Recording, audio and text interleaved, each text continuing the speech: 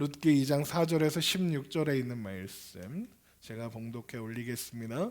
마침 보아스가 베들레헴에서부터 와서 베는 자들에게 이르되 여호와께서 너희와 함께 하시기를 원하노라 하니 그들이 대답하되 여호와께서 당신에게 복 주시기를 원하나이다 하니라.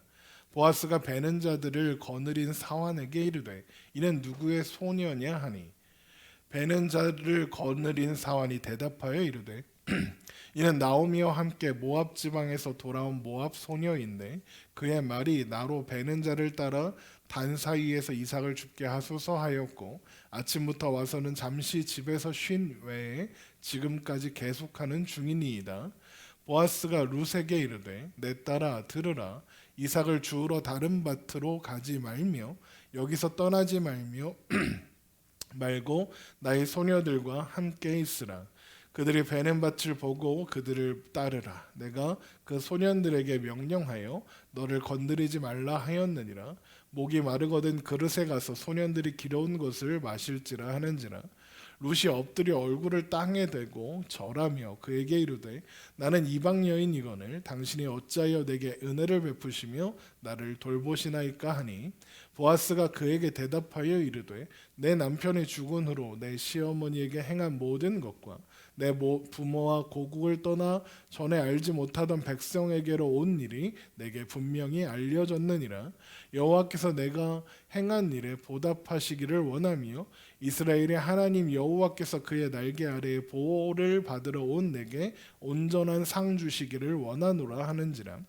룻이 이르되 내 주여 내가 당신께 은혜 입기를 원하나이다. 나는 당신의 하녀 중에 하나와도 같지 못하오나 당신이 이 하녀를 위로하시고 마음을 기쁘게 하는 말씀을 하셨나이다 하니라. 식사할 때에 보아스가 룻에게 이르되 이리로 와서 떡을 먹으며 내 떡 조각을 초에 찍으라 하므로 룻이 곡식 빼는 자 곁에 앉으니 그가 볶은 곡식을 주매 룻이 배불리 먹고 남았더라. 룻이 이삭을 주우러 일어날 때에 보아스가 자기 소년들에게 명령하여 이르되 그에게 곡식단 사이에서 줍게 하고 책망하지 말며 또 그를 위하여 곡식 다발에서 조금씩 뽑아 버려서 그에게 줍게 하고 꾸짖지 말라 하니라. 아멘. 오늘도 살아계신 하나님 앞에 기쁨과 감사로 예배하며 나아가는 여러분 되시기를 주님의 이름으로 축원합니다. 룻은 새로운 곳에서 살아가기 위해 살아내기 위해서 이삭을 줍기 위하여 추수가 한창인 들로 나갔습니다.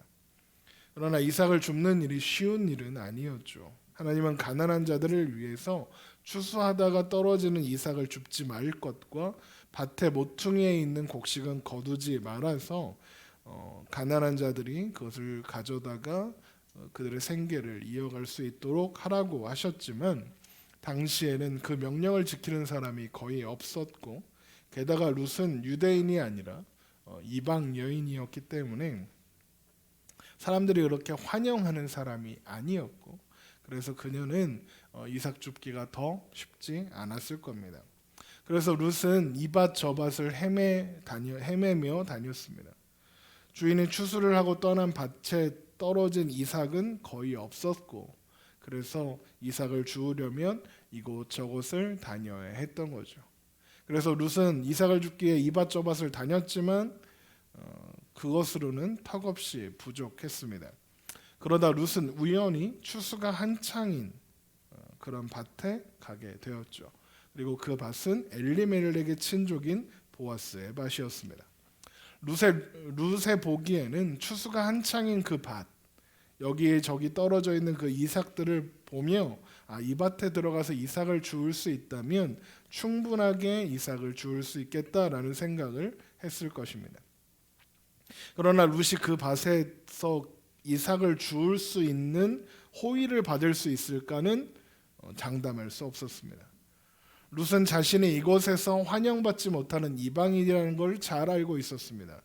또한 자기 어머니 나오미 또한 이 마을에서 환영받는 존재가 아니라는 것도 알고 있었을 겁니다. 바쁘게 추수가 진행 중인 그 밭에 들어가서 이삭을 줍게 해달라라고 부탁을 하는 것, 그것은 당연히 거절당할 만한 그런 상황이었습니다. 그렇다고 추수가 한창 진행인 밭에 들어가서 몰래 이삭을 주울 수도 없는 일이었습니다.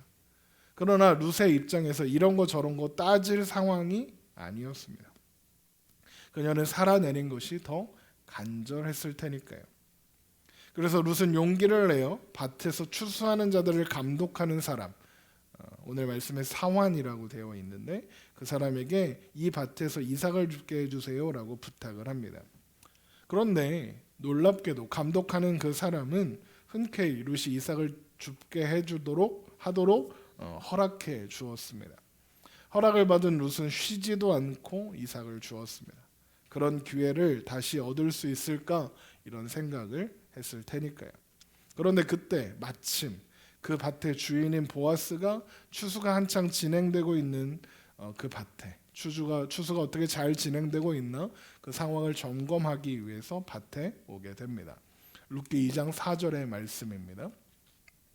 마침 보아스가 베들레헴에서부터 와서 베는 자들에게 이르되 여호와께서 너희와 함께 하시기를 원하노라 하니 그들이 대답하되 여호와께서 당신에게 복 주시기를 원하나이다 하니라. 밭에 도착한 보아스는 열심히 일하고 있는 일꾼들에게 여호와께서 너희와 함께 하시기를 원하노라 라는 인사를 건넸고 일꾼들은 하나님께서 당신에게 복 주시기를 원합니다 라는 말로 화답했습니다.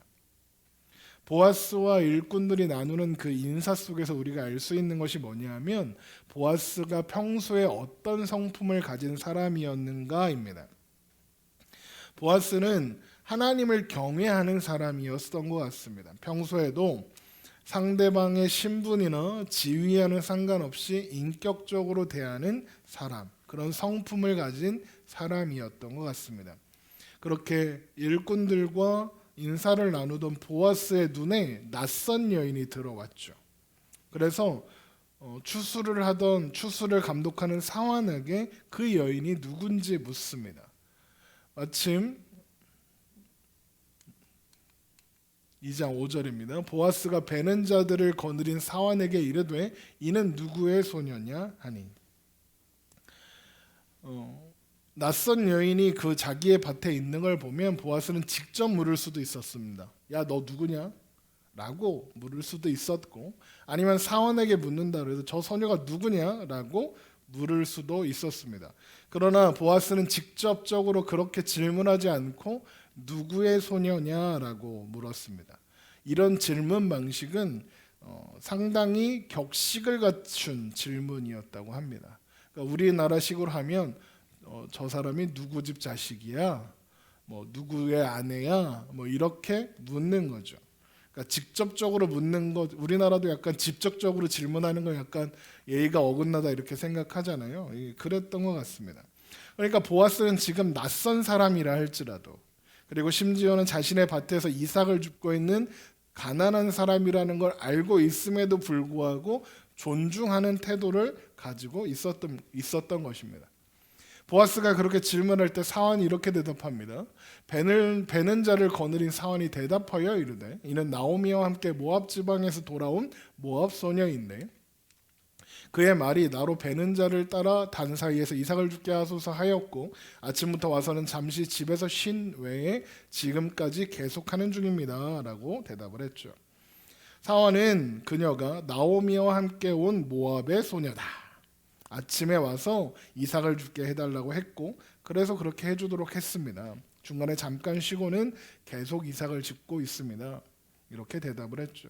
여기 집에서 쉬었다라는 말은 집에 가서 쉬었다는 게 아니라 추수를 진행 중일 때 이렇게 밭 옆에 밭집이라고 해서 움막 같은 거를 지어 놓고 바쁜 농사철에 쉬기도 하고 창고로도 쓰고 이런 공간을 의미하는 거라고 합니다.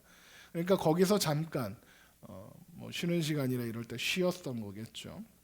룻이 사환에게 이삭 줍기를 요청했을 때 별다른 어떤 저항 없이 그리고 모멸감을 주지 않고 허락해 주었던 것, 그리고 보아스가 이 여인이 누구냐라고 물었을 때 망설임 없이 이삭을 죽게 해줬던 소녀입니다라고 대답하는 걸 보면 보아스는 평소에 사환에게 이삭을 주우려고 오는 사람들을 거절하지 말라고 지시했었다는 것을 알 수 있습니다.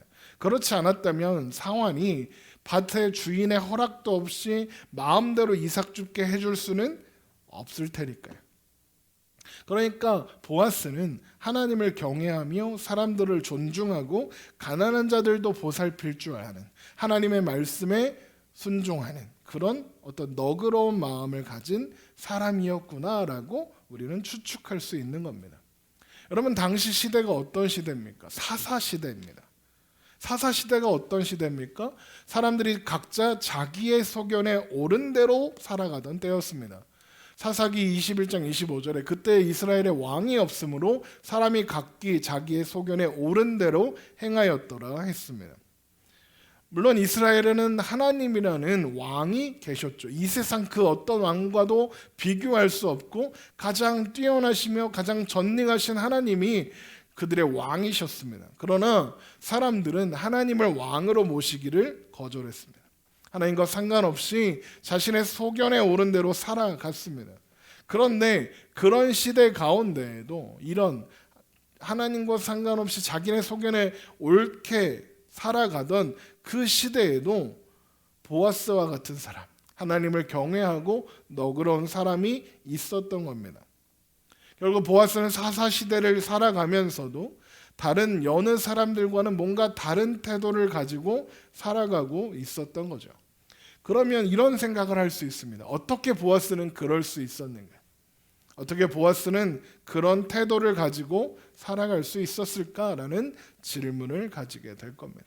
어떻게 보아스는, 다른 사람들은 사환마저도 그 여인의 이름을 언급하지 않습니다. 나오민의 모압 소녀입니다라고 하죠.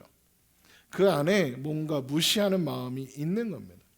그런데 보아스는 그녀를 존중하죠. 어떻게 그런 마음을 가질 수 있었을까? 저는 말씀을 보면서 그런 생각을 하게 됐습니다. 보아스의 어머니가 라합이기 때문이구나라는 생각을 하게 되었습니다. 라합이 누구입니까? 가나안에 입성할 때 그 누구보다도 큰 은혜를 받은 사람이었습니다. 보아스의 엄마가 라합인지 어떻게 아냐고 물어볼 수 있으니까 마태복음 1장 5절에 살몬은 라합에게서 보아스를 낳고, 보아스는 루색에서 오벳을 낳고, 오벳은 이셋을 낳고라고 되어 있죠. 그러니까 보아스는 라합의 아들이었던 겁니다. 그리고 보아스가 어떻게 유력한 자가 되었는지도 알 수 있습니다. 살몬이라는 사람은 유다 지파에 속한 여호수아의 측근이었다고 합니다. 그러니까 하나님이 가나안 땅에 입성할 때 주신 기업들이 있었을 것이고, 그리고 그 가운데 부요해졌겠죠. 어쨌든 라합이 어떤 사람이죠? 여리고 사람이고 기생이었습니다. 그래서 그녀의 삶은 하나님의 백성이 될 만한 자격이 없었습니다. 그런데 그런 라합이 하나님의 백성이 되었습니다. 유다 지파에 속한 살몬과 결혼을 해서 가정을 이루었고, 하나님께서 허락하신 유업을 이어받는 하나님의 백성이 되었고, 그 계보에서 예수 그리스도가 탄생하시는 그런 인물이 되었습니다. 라합이 보아스를 낳아서 기르면서 그 은혜에 대해서 수없이 이야기했을 겁니다. 수없이 가르쳐 주었겠죠. 그런 어머니의 영향을 받은 보아스였기 때문에 이웃에 대한, 특히나 이방 여인에 대하여 불편함보다는 관대함을 가질 수 있었던 것이 아닐까, 이렇게 생각할 수 있습니다.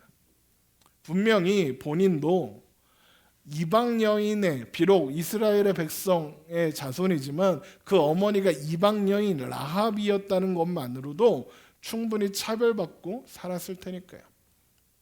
보아스는 지금 여기 증거가 나와 있지는 않지만 보아스는 지금 노총각입니다.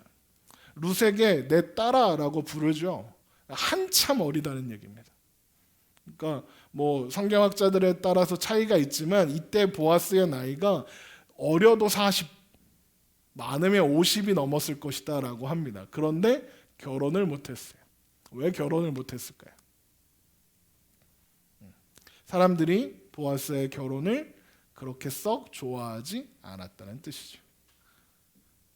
그러니 그 어려움을 함께 겪은 보아스였기 때문에 아마도 룻에게 더 마음이 쓰였을 수도 있겠습니다. 그렇다고 해서 부모의 신앙이 좋으면 자녀의 신앙도 저절로 좋아진다, 이런 얘기는 아닙니다. 부모의 신앙이 좋아도 엇나가는 자식이 엄청 많습니다.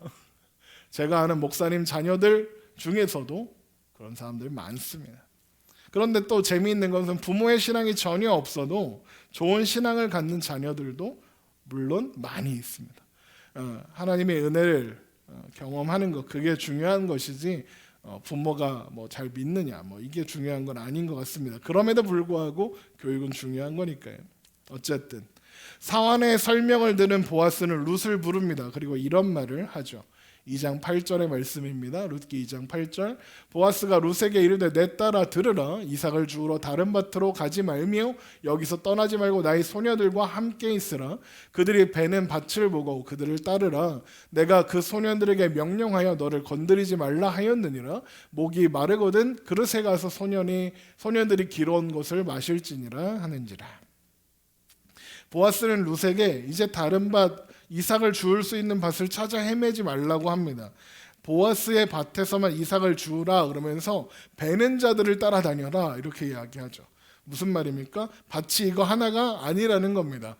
여기 밭 끝나면 옆에 밭 갈 거고 그 다음 밭 갈 거고 할 텐데 계속 따라다녀라 라고 이야기하는 겁니다. 그러면서 일하는 일꾼들이 길어온 물과 물 같은 것도 편하게 마셔라 이렇게 이야기해줘. 이것은 추수 기간 동안 보아스의 밭에서 죽게 된 이삭만으로도 네가 다음 추수 때까지 먹고 살만하게 충분한 양식을 얻을 수 있을 거야 라는 뜻이고, 그리고 동시에 혼자 이삭을 줍고 있는 롯이 힘없고 가난한 이방 여인이란 이유로 해코지 당하지 않게 보호해 주겠다라는 의미이기도 했습니다. 그리고 이것은 보아스가 룻을 이방인이 아니라 공동체의 일원, 한 집안의 식구로 대우한다는 것도 의미했습니다. 그런데 이런 보아스의 배려와 이런 태도와 이런 말에 가장 놀란 건 누구였겠습니까? 룻이었습니다. 롯의 입장에서 보아스는 처음 만난 사람입니다. 그녀 입장에서, 룻의 입장에서 보아스는 아직 낯선 사람이고 그 사람이 나오미의 집안에 속한 사람인지도 모릅니다. 그냥 밭의 주인이죠. 그런데 전혀 예상하지도 전혀 기대하지도 않았던 그 사람이 자신에게 배려를 베풀어 주는 거죠. 그런 보아스의 배려에 크게 감격한 룻은 엎드려 얼굴을 땅에 대고 절하며 이방 여인에 불과한 자신을 오래전부터 알았던 가족처럼 대해주는 이유를 묻습니다. 룻기 2장 10절입니다. 룻이 엎드려 얼굴을 땅에 대고 절하며 그에게 이르되 나는 이방 여인이거늘 당신이 어찌하여 내게 은혜를 베푸시며 나를 돌보시나이까 하니. 그러자 보아스가 이렇게 대답합니다. 보아스가 그에게 대답하여 이르되 내 남편이 죽은으로 내가 시어머니에게 행한 모든 것과 내 부모와 고국을 떠나 전에 알지 못하는 백성에게로 온 일이 내게 분명히 알려졌느니라. 여호와께서 내게 행한 일에 보답하시기를 원하며 이스라엘의 하나님 여호와께서 그의 날개 아래에 보호를 받으러 온 내게 온전한 상 주시기를 원하노라 하는지라. 보아스는 사환이 이 여인이 나오미와 함께 온 모압 소녀입니다 라고 이야기할 때 이미 그녀가 누구인지 알고 있었던 겁니다. 보아스는 이미 나오미와 룻에 대한 이야기를 전에 들었던 적이 있는 것이죠. 그러면서 룻이 나오미를 위해서 한 그 행동들을 좋게 보고 생각하고 있었을 겁니다. 그러면서 룻이 더 이상 모압에 속한 이방인이 아니라 이스라엘의 하나님 여호와께서 여호와의 날개 아래 보호를 받으러 온 하나님의 백성이라고 선언해 주는 겁니다. 보아스는 아마도 이방인이었으나 하나님의 날개 아래에서 보호를 받으러 왔으며 하나님의 은혜 가운데 살아갔던 여인, 어머니 라합을 떠올렸을 겁니다. 보아스는 하나님께서 라합을 하나님의 백성으로 삼아주셨다면 룻 또한 하나님의 백성으로 삼아주실 수 있는 분이라는 것을 알았던 것입니다. 룻은 보아스의 격려와 축복에 그래서 감격할 수밖에 없었습니다. 이제까지 아무도 이런 말을 해주는 사람이 없었을 테니까요. 룻은 남편을 잃었고 홀로 된 시어머니를 모시고 전혀 모르는 땅에 오게 되었습니다. 또한 이방인이었기 때문에 이곳저곳에서 무시를 당하고 괄시를 받고 투명인간 취급도 받았을 겁니다. 지금 사환도 그렇게 대우하잖아요. 룻은 열심히 살아내기 위해서, 살아남기 위해서 무엇이든 했지만 그렇다고 살아내는 일이 쉬운 일은 아니었습니다. 그래서 어쩌면 룻은 그 누구보다도 위로가 필요한 사람이었을지도 모르겠습니다. 그런데 오늘 처음 만난 보아스라는 이 사람이 아무도 들려주지 않았던 위로의 말을 들려주었던 겁니다. 게다가 보아스는 룻이 더 이상 이방인이 아니라 하나님의 백성이라고, 공동체 밖에 있는 사람이 아니라 한 공동체에 있는 가족이라고 선언해 주었던 겁니다.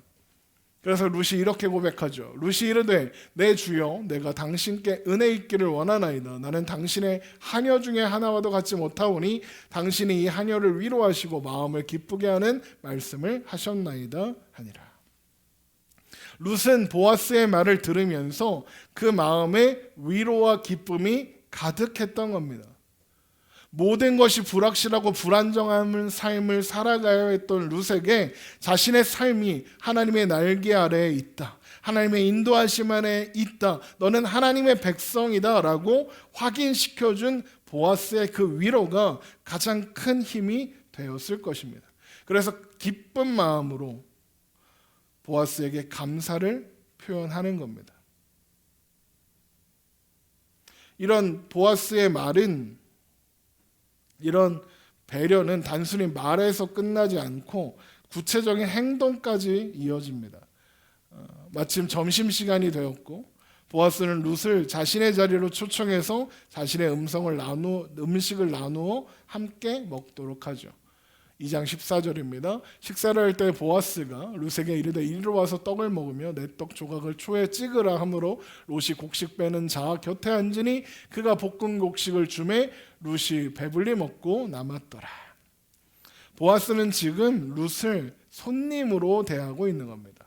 식탁의 주인인 보아스가 그 식탁으로 룻을 함께 식사하자라고 초대한 것이죠. 이삭을 주우러 온 룻에게 제대로 된 점심 도시락이 있었으니 난무합니다. 그러면 그냥 하인들을 시켜서 먹을 거 주어라 라고 해도 그것만으로도 충분한 배려였을 거예요. 그런데 보아스는 룻에게 그냥 먹을 것을 준 것이 아니라 자신의 식탁으로 초대를 해서 함께 식사를 하게 합니다. 물론 추수가 진행 중인 밭에 차린 그냥 새찬 같은 그런 식사였지만 말입니다. 그리고 그렇게 룻이 식사를 마치고 이삭을 주우려고 나가자 보아스는 자신의 일꾼들을 불러 이런 지시를 내립니다. 룻이 이삭을 주우러 일어날 때 보아스가 자기 소년들에게 명령하여 이르되 그에게 곡식단 사이에서 줍게 하고 책망하지 말며 또 그를 위하여 곡식다발에서 조금씩 뽑아버려서 그에게 줍게 하고 꾸짖지 말라 하니라. 룻이 곡식단 사이에서 줍는 거 그냥 내버려 두고 곡식다발에서 조금씩 뽑아서 일부러 더 이삭을 흘려주라고 이야기합니다. 그리고 룻을 꾸짖지 말라, 괴롭히지 말라라고 당부도 하죠. 보아스는 룻의 마음을 지켜주고 배려하면서 최대한 도와주려고 애를 쓰고 있는 것입니다.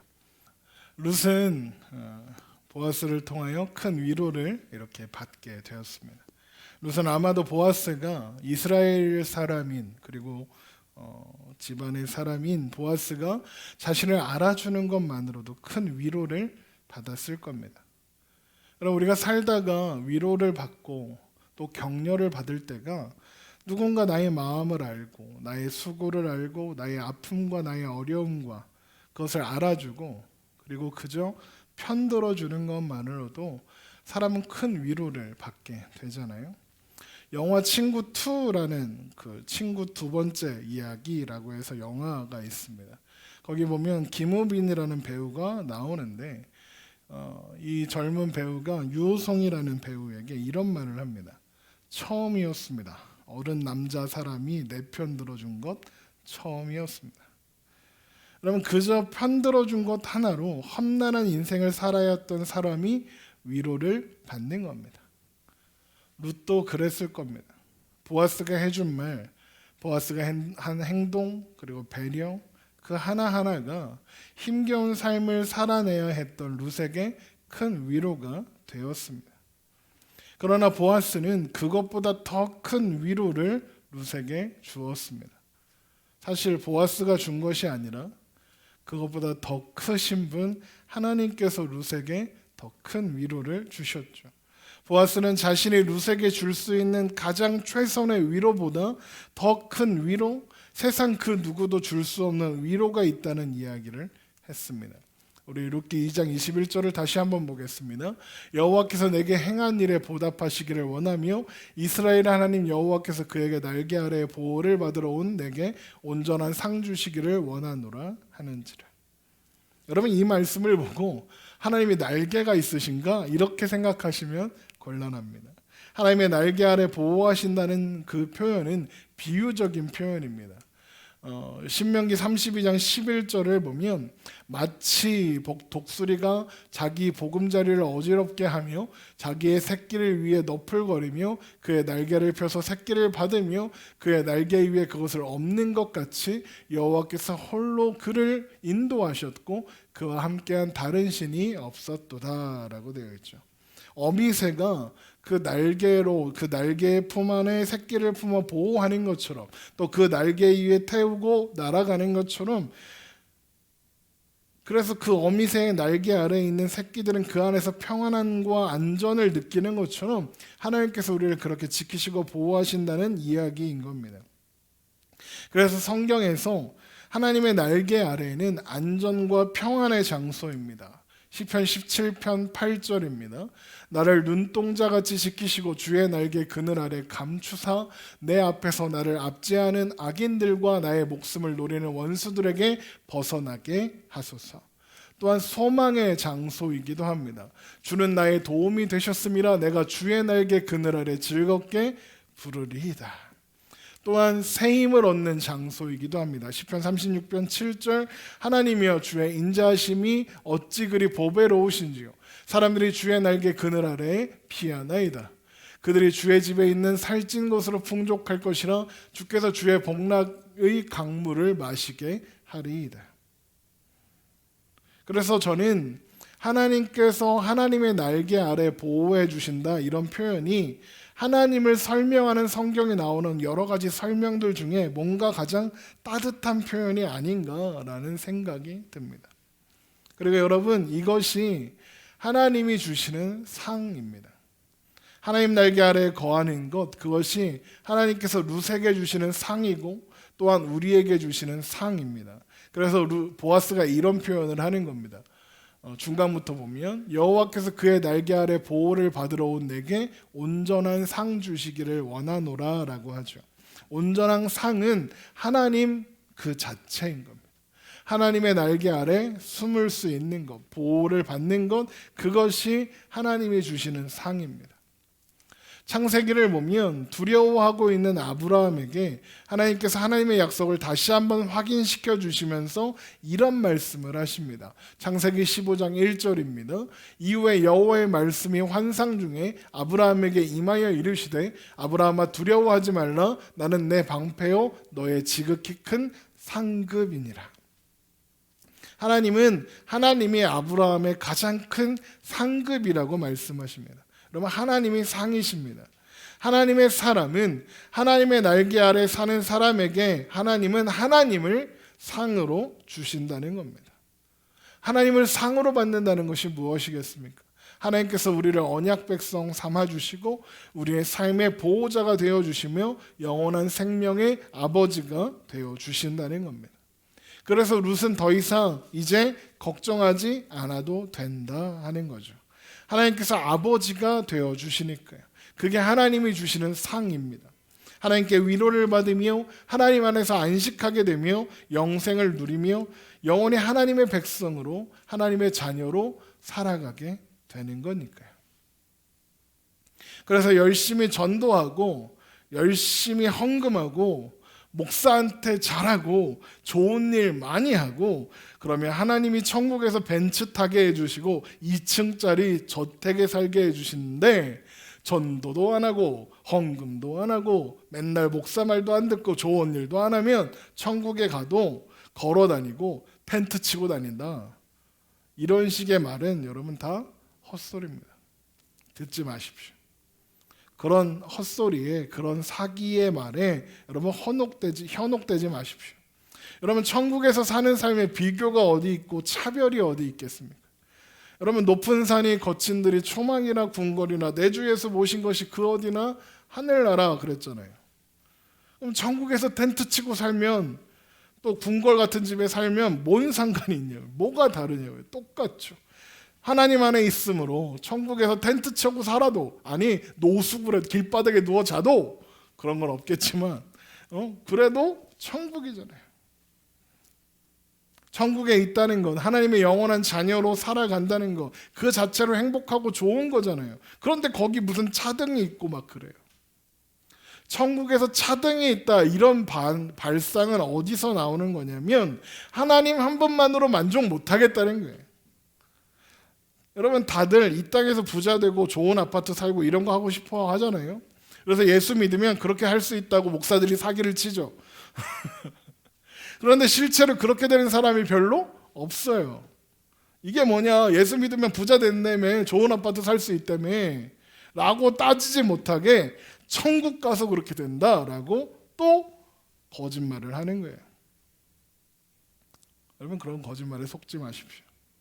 여러분 하나님이 우리 아버지시라는 것, 우리가 하나님의 자녀라는 것, 그게 이미 상이고 그게 이미 가장 좋은 선물이에요. 우리 성호영신 예배 때 살펴봤던 말씀인데 마태복음 6장 30절 이하의 말씀을 보겠습니다. 오늘 있다가 내일 아궁이에 던져지는 들풀도 하나님이 이렇게 입히시거든 하물며 너희일까 보냐 믿음이 작은 자들아.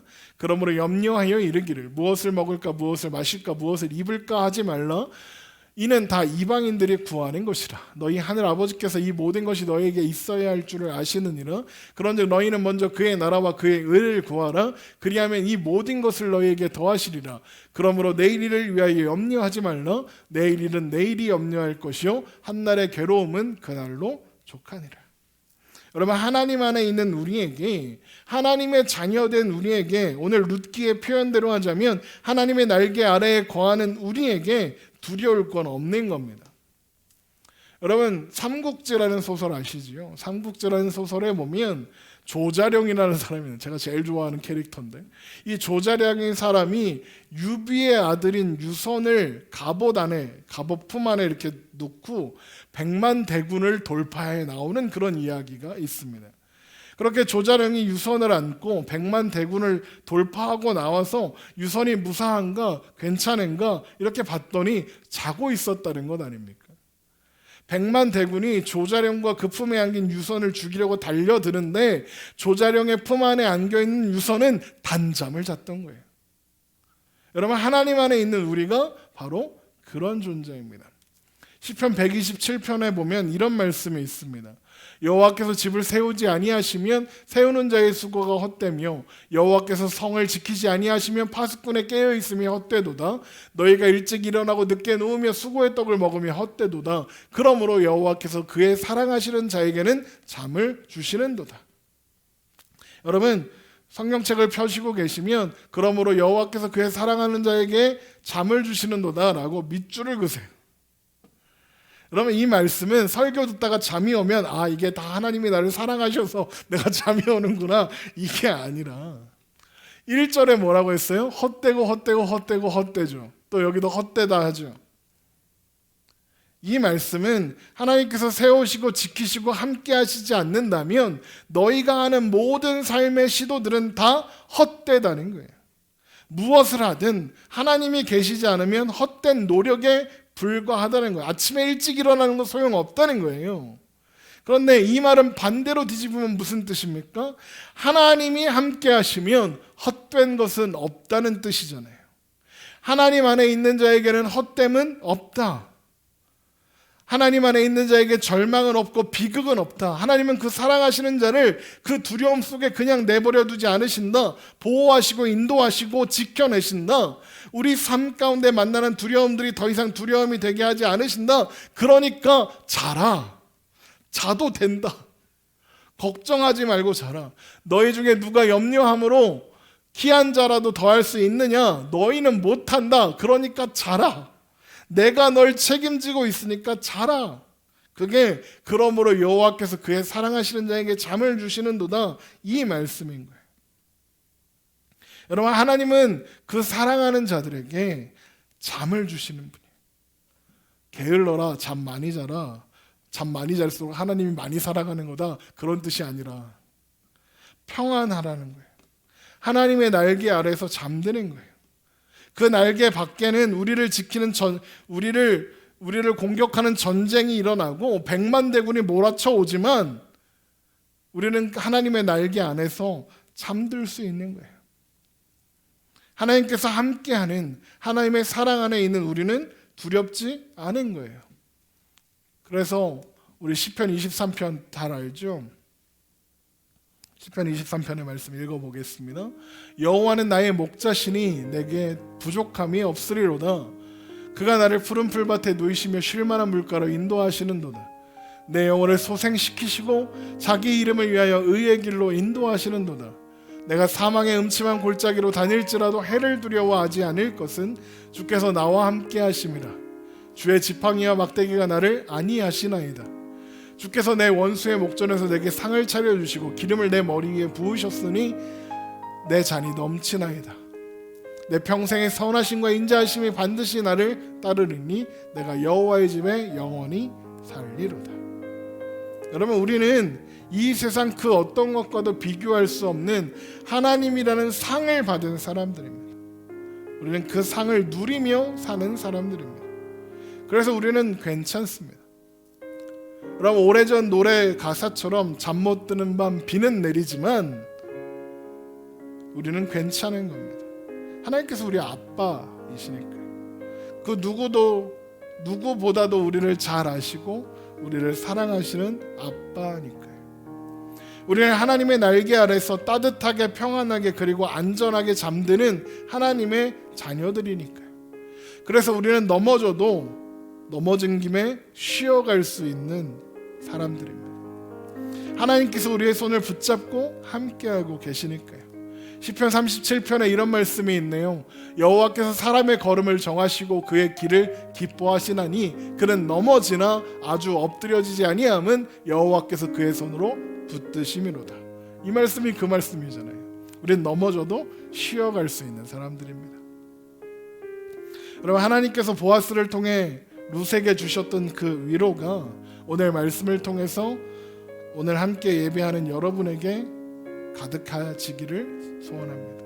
하나님께서 여러분에게 그런 위로를, 그런 격려를 그렇게 2021년 잘 살아내 보라고, 하나님이 너에게 힘을 주신다고, 너와 함께 하신다고 그렇게 하나님 말씀하고 계심을 믿으며 그렇게 오늘을 살아내는 저와 여러분 되시기를 주님의 이름으로 축원합니다. 기도하겠습니다.